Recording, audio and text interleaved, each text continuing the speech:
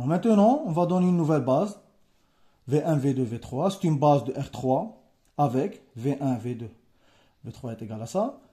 La première question, c'est déterminer la matrice de passage de C à B. De la base canonique à la base B. D'accord? Alors rappelez bien, le C, c'est la base canonique de R3. C'est E1, E2, E3. Donc par définition, la matrice de passage, c'est la matrice associée à l'identité de R3 et on permute le B et le C. Donc de B à C. Alors c'est le même travail que pour déterminer la matrice associée F. Juste à la place de F, on va mettre l'application identité. D'accord? Alors qu'est-ce qu'on va faire? On va calculer l'image des éléments de B par l'application identité. On va l'écrire dans la base canonique. Donc, on va commencer par l'identité du premier vecteur de B. De B, ça sera V1.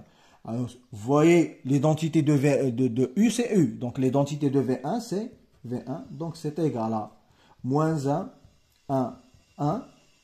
La question qui se pose, lorsqu'on calcule f de V1 ou bien l'identité de V1, il faut écrire cette quantité dans la base de l'espace d'arrivée. Donc, on doit calculer lambda 1, lambda 2, lambda 3 qui vérifie lambda 1, E1, plus lambda 2, E2, plus lambda 3, E3. Alors, on va faire les calculs une seule fois. Après, je vous donne l'astuce comment trouver les lambda. Alors là, ce vecteur c'est 1, 0, 0. Ce vecteur c'est 0, 1, 0. Et ce vecteur c'est 0, 0, 1. D'accord? Donc c'est égal, cette quantité va être égale à lambda 1, lambda 2, lambda 3. Ce qui implique, si on fait l'égalité, on trouve lambda 1 égale à moins 1. Lambda 2 égale à 1. Et lambda 3 égale à 1. Alors, si on veut écrire les coordonnées d'un vecteur dans la base canonique, alors les lambda sont moins 1, 1, 1, directement. Parce que, par écriture, cette formule, cette écriture, c'est l'écriture de V dans la base canonique. Donc, les coordonnées d'un vecteur dans la base canonique sont ces valeurs. Par contre, dans une autre base, on doit faire cette méthode et trouver un système d'équations linéaires. D'accord? De même, identité de V2, c'est égal à V2. Donc, c'est égal à 1, 0, moins 1. Et normalement, on doit écrire tout ça. Mais c'est égal directement 1 fois E1 plus 0 fois E2 plus moins 1 fois E3. De même, bon, cette méthode, elle est valable lorsqu'on a la base canonique. Si on a une autre base, il faut appliquer cette méthode. On doit multiplier les vecteurs par les lambda et faire l'égalité. On va trouver un système d'équations linéaires et on trouve les lambda. D'accord? Le V3, c'est 1, 0, 0. C'est 1 fois E1 plus 0 fois E2 plus 0 fois E3. Donc, notre matrice P, c'est tout simplement les lambda qu'on a trouvés. On va écrire les lambda en colonne. Ça, c'est la première colonne. Et ces valeurs sont la deuxième colonne. Et ces valeurs sont la troisième colonne. Donc, c'est moins 1, 1, 1. Après 1, 0, moins 1. Et après 1, 0, 0. Et si vous voyez, on a écrit juste les vecteurs V1, V2, V3 en colonne. Puisque là, nous avons la base canonique. D'accord? Alors maintenant, on va calculer le Q, c'est la matrice de passage de B à C. D'accord? On va faire la même chose. Donc, c'est la matrice associée l'identité de R3 et on permet les bases. D'accord? Maintenant, on va faire l'inverse. On va calculer l'identité des vecteurs de C. C'est-à-dire, on va calculer l'identité de E1. Par définition, c'est égal à E1. D'accord? Donc, c'est égal à E1, c'est égal à 1, 0, 0. Et c'est égal lambda 1 fois V1 plus lambda 2 fois V2 plus lambda 3 fois V3. Maintenant, on ne peut pas directement trouver les lambda. On doit remplacer les VI par sa valeur le V1 c'est moins 1 à 1. Le V2 c'est 1, 0, moins 1. Et le V3 c'est 1, 0, 0. D'accord? On doit remplacer les VI par sa valeur. Après, on multiplie par les lambda et on fait l'égalité. Après, on trouve un système d'équation linéaire. D'accord? Alors, on va multiplier le V1 par lambda 1, le V2 par lambda 2, le V3 par lambda 3. Après, on fait l'addition. Alors, on trouve ce qui implique que 1, 0, 0 égale. Là, on trouve moins lambda 1 plus lambda 2 plus lambda 3. Moins lambda 1 plus lambda 2 plus lambda 3. Après, lambda 1 tout court. Après, lambda 1 moins lambda 2. Donc, lambda 1 moins lambda 2. On fait l'égalité. On trouve un système d'équation linéaire. Donc, moins lambda 1 plus lambda 2 plus lambda 3 égale à 1. Après, lambda 1 égale à 0. Après, lambda 1 moins lambda 2 égale à 0. Et là, on trouve un système d'équation linéaire. Alors, la solution est unique. D'accord? On trouve des lambda uniques. Donc, ce qui implique que lambda 1 égale à 0. Lambda 2 égale à 0. Après, on remplace là. On trouve lambda 3 égale à 1. Donc, la première colonne, c'est 0, 0, 1. Après, on fait la même chose avec le deuxième vecteur, qui est l'identité de E2. Donc, c'est égal à E2. C'est égal, par exemple, lambda 1' fois V1, plus lambda 2' fois V2, plus lambda 3' fois V3. Et là, vous voyez, cette quantité, bon, E2, c'est 0, 1, 0. Cette quantité, c'est exactement cette quantité. On ne va pas refaire les calculs. Donc, cette quantité, c'est égal à ça. Et on fait l'égalité avec 1, 0, 0. Mais là, on fait l'égalité avec 0, 1, 0. C'est-à-dire juste le second membre va changer. Parce que cette quantité reste la même. Donc, là, on trouve comme résultat, comme système, ce qui implique que les équations restent les mêmes. Avec prime, d'accord? Mais le second membre, c'est égal à 0, 1, 0. Avant, nous avons 0, 1, 0, 0. Maintenant, c'est 0, 1, 0. Donc, c'est égal à 0. Après, lambda 1 égale à 1. Après, lambda 1 moins lambda, toujours prime, égale à 0.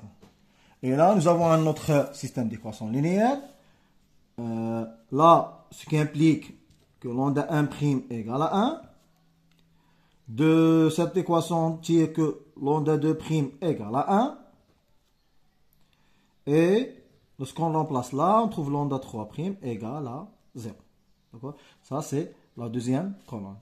De même, pour le troisième vecteur, l'identité de E3, c'est égal à E3, c'est égal à 0, 0, 1.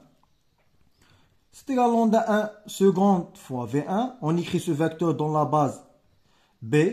Lambda 2 secondes V2, plus lambda 3 secondes V3.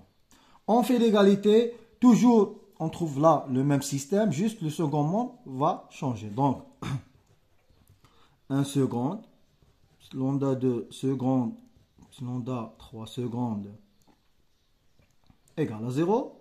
Après lambda 1 seconde égale à 0.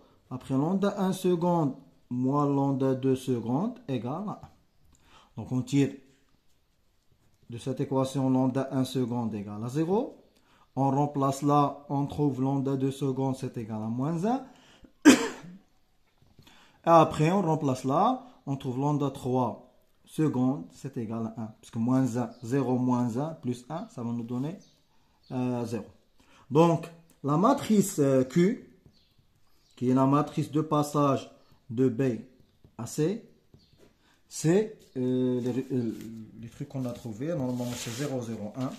Donc, la première colonne, c'est 0, 0, 1. On écrit les lambda. Lambda 1, lambda 2, lambda 3. Après, on écrit lambda 1', lambda 2', lambda 3'. Donc, c'est 1, 1, 0. Et la dernière, c'est lambda 1', lambda 2' et lambda 3'. C'est la matrice de passage. de B à C.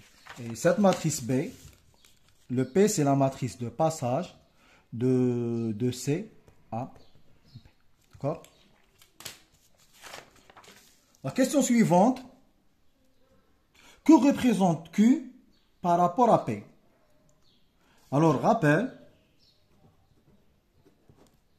si P c'est égal à la matrice de passage de B à C, alors P-1 c'est égal à la matrice de passage de C à B. Alors, rappelez bien, la matrice de passage, c'est une matrice qui est tout le temps inversée. Parce que c'est la matrice associée à l'identité bijective, donc c'est une matrice inversée. Donc, la matrice de passage de B à C, l'inverse de cette matrice, c'est la matrice de passage de C à B. Donc, comme conclusion, dans notre cas, puisque P c'est égal à la matrice de passage de B à C, et Q c'est égal à la matrice de passage de C à B, alors Q c'est égal tout simplement à P moins 1. D'accord? Donc, la dernière question, c'est ça la relation qui relie le P et le Q. La dernière question, c'est déterminer le B, déterminer la matrice associée à F, on va noter B, qui est égale à la matrice associée à F par rapport à la base B. D'accord? Là, en fonction de A et P. Et Q, mais bien sûr, parce que Q, c'est tout simplement P moins 1. D'accord? Alors, pour déterminer la relation entre ces trois matrices, on doit tracer un schéma. Alors, comment tracer un schéma? Alors, on écrit l'espace de départ deux fois. L'espace de départ, on va noter que F, elle est de R3 vers R3. On va écrire R3, R3. C'est l'espace de départ. Pardon. Après, on écrit l'espace d'arrivée deux fois. D'accord? L'espace de départ, là. Là, c'est l'espace de départ. Et là, c'est l'espace d'arrivée. D'accord? C'est une méthode. Alors, lorsqu'on part de l'espace de départ à l'espace d'arrivée, on part par l'application F. Mais lorsqu'on est dans le même espace, on part de R3 à R3 par l'application identité. Et là même, lorsqu'on est dans l'espace d'arrivée, on travaille avec l'application identité. Mais on peut aller de cet espace qui est l'espace de départ à cet espace qui est l'espace d'arrivée. Mais toujours lorsqu'on travaille avec l'espace de départ et d'arrivée, on part par l'application F. Mais si vous voyez cette application, c'est tout simplement la composée de ces trois applications. Donc, c'est égal, cette application, F, en rouge. J'ai changé les couleurs pour voir les différentes applications. Alors, on commence par la dernière application, c'est l'identité de R3. Rang F, rang identité de R3. Donc, on fait entrer la matrice associée à F. Donc, la matrice associée à F, c'est égal à la matrice associée à tout ça.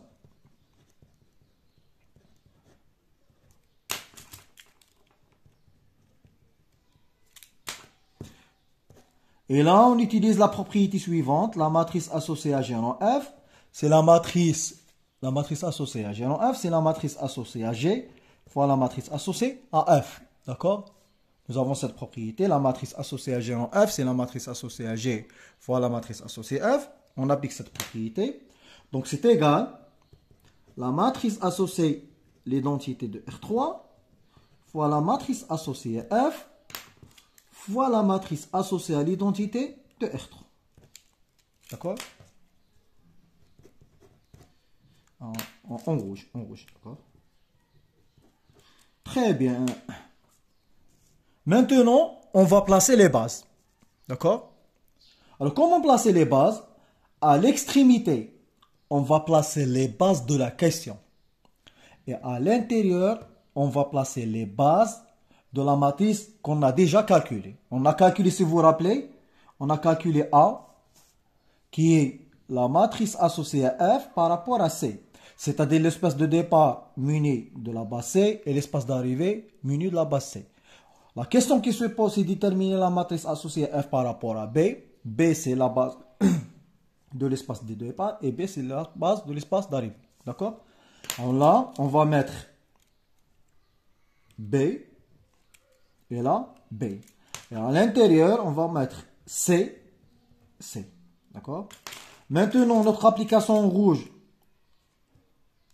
elle est de cette base à cette base. Donc, on met B. L'identité en bleu, c'est de C à B. Donc là, on met C, B. L'application F, elle est de C à C. Donc, on met C. Et l'application identité en rouge, elle est de B à C. D'accord? Vous voyez, cette matrice, c'est la matrice demandée, donc B. Cette matrice en langage de matrice de passage, ça va être égal à la matrice de passage en permute les bases, fois la matrice A, fois la matrice de passage de C à B. D'accord? Mais la matrice de passage de B à C, si vous vous rappelez, c'est la matrice C. C'est la matrice... on a calculé la matrice de passage. Normalement, c'est la matrice... elle dit c'est la matrice P. Et elle dit c'est la matrice Q. Donc, notre matrice B. Mais Q, c'est tout simplement P-1. D'accord? Donc, notre matrice B, ça va être égal à P-1 fois A fois P. D'accord? Alors, voici la relation qui relie la matrice B et les matrices A et P. Si vous calculez P-1 qui est Q fois A fois P, vous allez trouver la matrice B. On ne va pas faire les calculs parce que c'est simplement... il suffit de déterminer la relation entre les matrices A et B. Merci.